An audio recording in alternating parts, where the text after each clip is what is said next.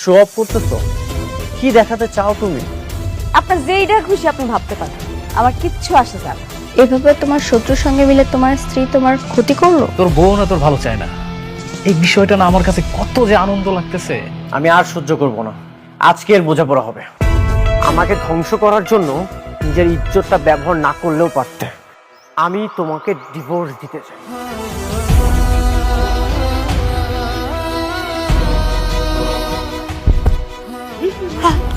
নতুন মেহমান আসতে চলেছে, আপনি মা হতে চলেছেন। পেটে বাচ্চা থাকলে নাকি স্বামী স্ত্রী তালাক হয় না। কোনো না কোনো ব্যবস্থা তো ঠিকই করতে হবে। বস্তিতে থেকেও এত অ্যাডভান্স, আমি ছাড়াই সন্তান।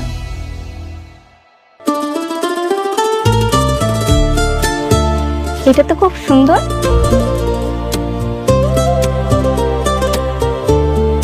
এটা তোমার পছন্দ হয়েছে? হ্যাঁ।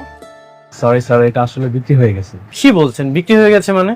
মাত্রই তো আমি হাতে নিলাম, হাতে থাকা অবস্থায় কিভাবে বিক্রি হয়ে গেল? আসলে স্যার, আপনার আগে একজন কাস্টমার এটা নেবেন বলে কনফার্ম করেছে। আমি এখন এটা প্যাক করব। এটা কত টাকায় সেল করেছেন? শাড়িটার দাম 2000 টাকা। 2000 টাকা? ঠিক আছে, আমি আপনাকে 10,000 টাকা দিচ্ছি। দেখেন, এটা আমার ওয়াইফ পছন্দ করেছে, যে কোনো মূল্যেই হোক এটা আমি নিতে চাই। আসলে স্যার, সবকিছু তো টাকা দিয়ে কেনা যায় না। তাছাড়া এটা অন্য কাস্টমার নেবেন বলে কনফার্ম করেছে। কে নিয়েছে?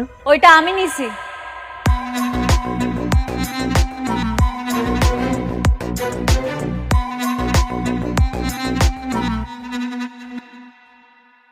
অনিক সাহেব, এই জিনিসটা আমার ম্যাডাম নিয়েছেন, আপনারা স্যাক্রিফাইস করুন না, অন্য কোথাও থেকে নিয়ে নিন।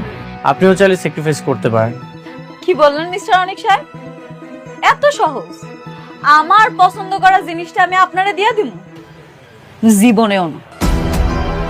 ম্যানেজার আঙ্কেল, জি। এখানে এত কথা কেন হইতাছে? বিলটা দেন আর চলেন এখান থেকে।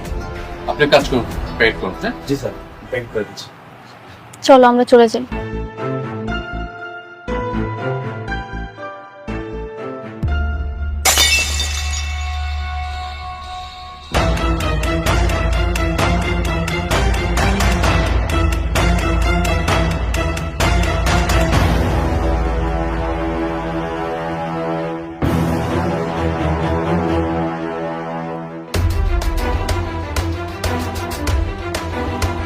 সরি, আমি আসলে বুঝতে পারিনি।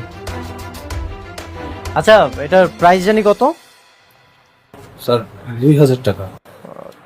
ভাই, এটা রাখেন। আমি সরি, আসলে বুঝতে পারিনি।